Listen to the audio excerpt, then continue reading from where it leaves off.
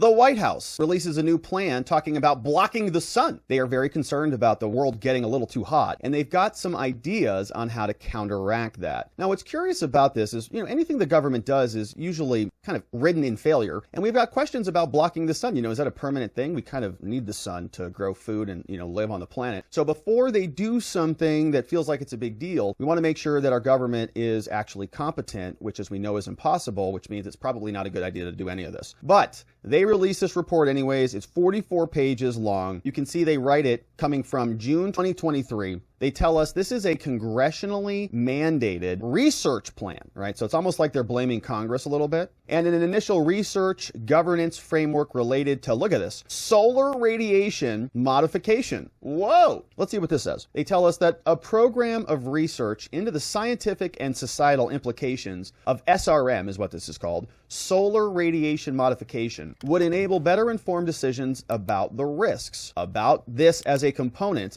of climate policy, alongside other things for greenhouse gas emissions mitigation and adaptation. Such a research program would help prepare the U.S. for a deployment by SRM by other public and private actors. A research program characterized by transparency and international cooperation would create trust. They also talk about the potential risks and benefits to human beings. The current suite of SRM methods would not simply negate impacts of climate change, but they would introduce an additional change, which would literally be an alteration of solar energy at scales determined by the method, right? Like it's planetary change. Ramifications which are not well understood right now. A research program is aimed at improving the quantification effects, would involve observations, experimentations, and modeling. Here's the framework. As outlined previously, Biden-Harris administration strongly affirms that climate change is one of the greatest challenges facing the world. These reductions must occur, otherwise there will be catastrophic thresholds in the global climate system, which we've already heard about 1 billion times.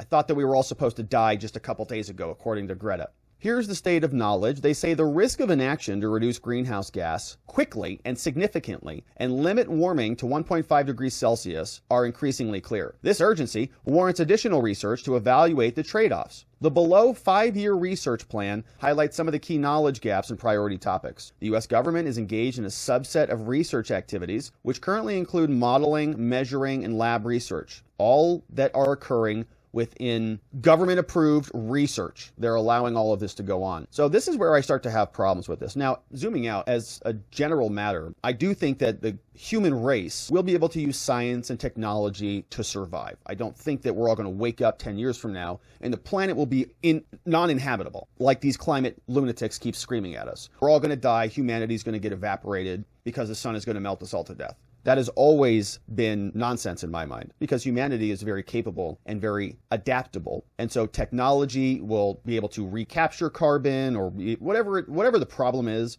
humanity will be just fine and the planet's going to be just fine. What is not going to solve the problem are government bureaucrats who come out with giant plans and then create those plans and then deploy those plans on a global scale. How do we know that this is not going to work? Well, they tried something like that the last time they tried to solve a global problem, which was the pandemic. They told us it's just 14 days to slow the spread. So what is this going to be? 14 days to stop the sun and then it's going to come back? Do you believe that? I don't. They told us the lockdowns would end after 14 days. That didn't happen either. So they have done a lot of research. They were doing gain of function research with Wuhan, and they tell us that the science is something that they've got under control. They don't at all. So here now, they're going to be toying around with blocking the sun, and the government is going to research responsibly. Do we believe that at all? No, because they're incompetent. They've also got international cooperation, which is going to be great. Introduction, they say the solar modification is a complement to other tools to remove CO2 from the atmosphere. Cooling would tend to reverse many of the negative consequences that the gross, dirty man and woman on this planet are causing.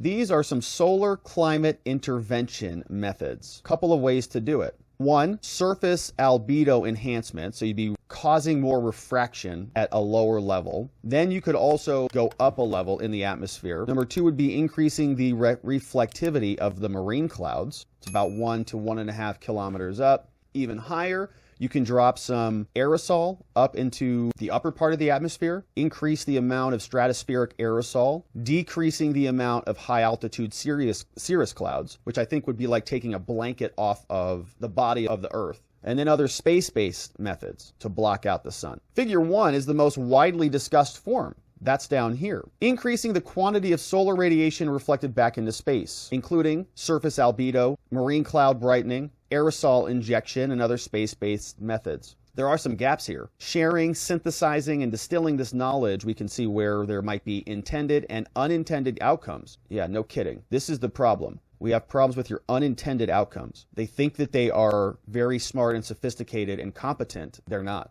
Global climate models have been used to determine outcomes, and I think they've all been wrong. I mean, every single one that I've heard of. Al Gore told us 20 years ago we were all going to die in 10. Greta said we had 5 years. We're still marching on. Atmospheric and other observations validate the models. I think these people are really just gobbling up federal funds to do book reports. So we've got, this is a cross-section and a sampling of some of the U.S. research aircraft that are involved. Some of them go up to 70,000 feet. Like this NASA ER-2. So they'd go all the way up there, drop out a bunch of the material into the sky, presumably. These are examples of research aircraft. The dashed line illustrates the approximate dependence on latitude. Balloons? Oh my gosh! Here's a small weather balloon with a payload of instruments for ozone, water vapor, aerosol. The balloon goes up to 100,000 feet. Is that what the Chinese are doing to us, man?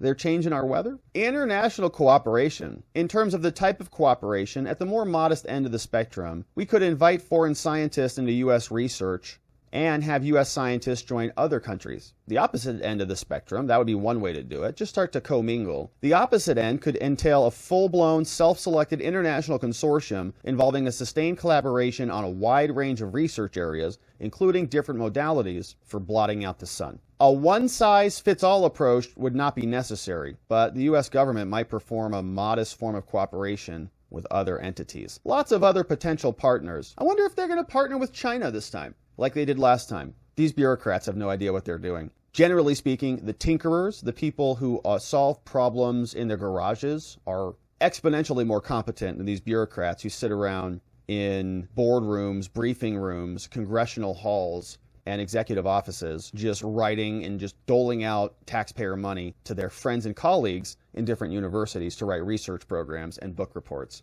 So we'll see. Ultimately, I am optimistic that science and humanity as problem solvers will negate all of these problems and more, but our government, I don't think, is interested in actual solutions. They're more interested in control and limiting what they believe to be the slave class from using their planet. They fly around on their jets. They have mega mansions in multiple countries.